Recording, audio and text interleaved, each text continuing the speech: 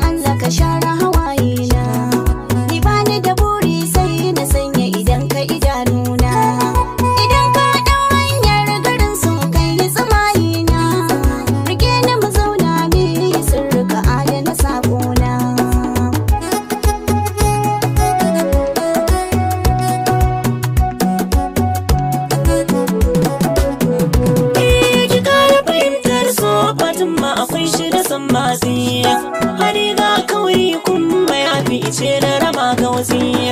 Da na ji kishi zan sha ruwa karki bani ruwan zarzi.